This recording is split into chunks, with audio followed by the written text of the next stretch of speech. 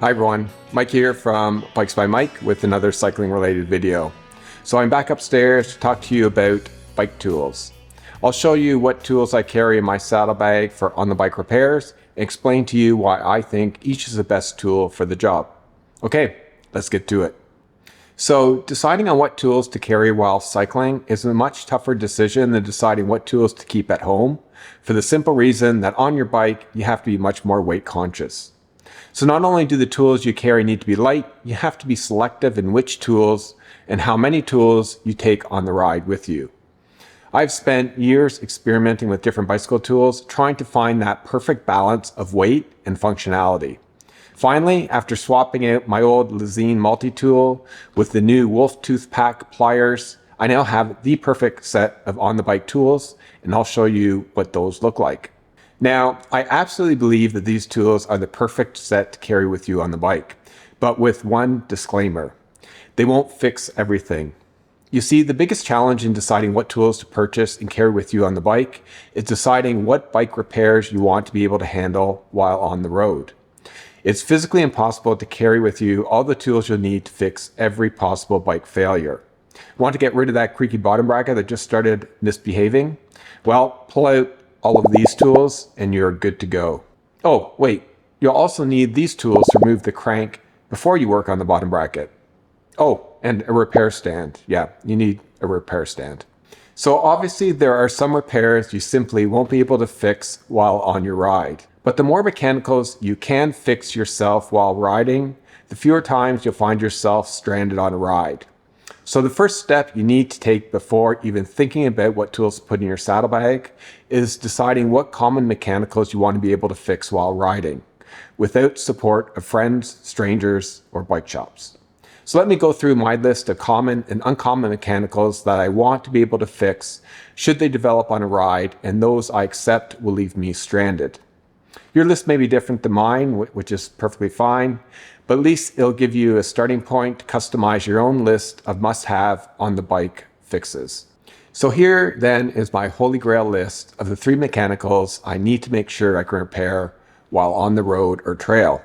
Yes, there are only 3, but these are by far the most common mechanicals that'll stop your ride short. Flat tires and punctures, loose bolts, and a broken chain.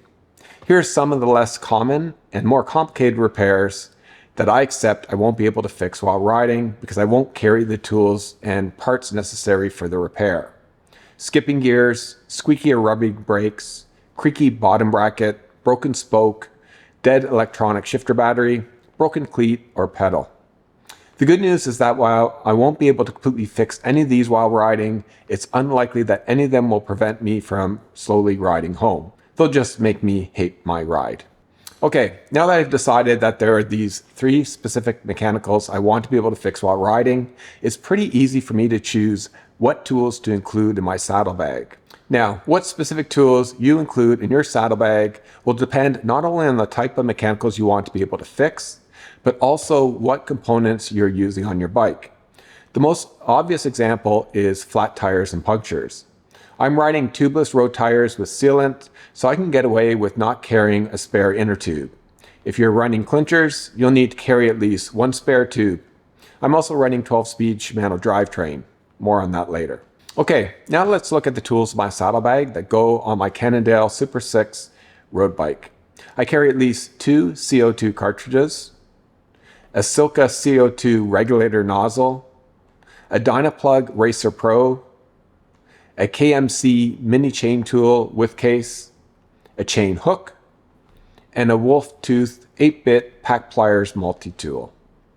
I pack all these into a Speed Sleeve Ranger OG size medium, although I sometimes use their size small version as well. Those are all the tools I need to fix the 3 most common mechanicals. Let's look at each of these tools more closely. For CO2 cartridges, I carry at least 2 at any one time, and at least 1 larger 25-gram version. I like the larger ones for 2 reasons. First, they blast more air faster into the tire, so there's more chance the tire will seat properly. And 2, they give you plenty of volume to inflate larger tires and to top up your tire as you ride. The only thing you need to remember when buying CO2s is to buy the correct size that fits your regulator nozzle. There are two basic types, non-threaded and threaded. Buy the right one. For me, I go with threaded and have matched the CO2 cartridge with the Silca regulator.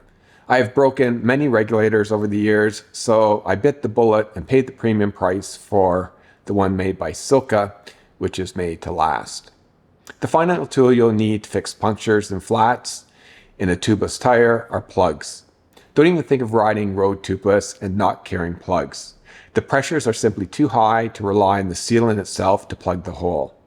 Dynaplugs are simply the best option in my opinion.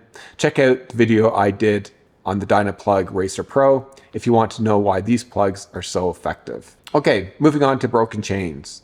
I've got a KMC mini chain tool to allow me to break the chain to create one full missing link for me to insert a quick link to reconnect the broken chain. Like plugs, I've tried a lot of mini chain tools, and this one is the one I like the most. Mainly because it is so small and light.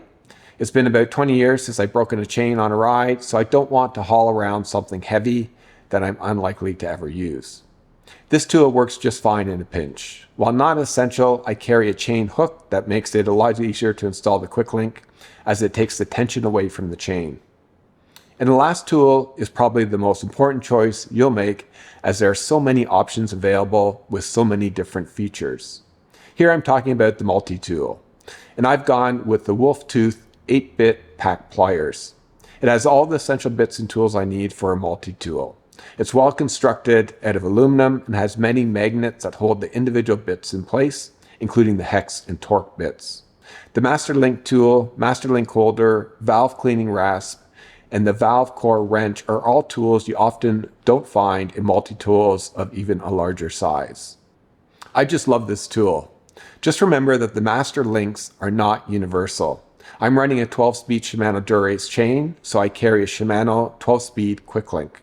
I pack all these tools in my speed sleeve Ranger medium, which gives me spare room to include other things like an emergency gel, an energy bar, or electrolyte tablets, or anything else I want to bring along for a ride.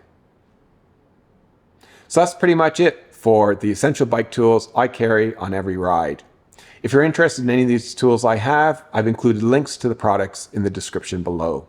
That's all I got for today, folks. If you like this video, please give me a thumbs up and share it with your friends. And if you're not a subscriber to the channel, please subscribe, as it allows me to produce more content for all of you. See you next time. Happy rolling.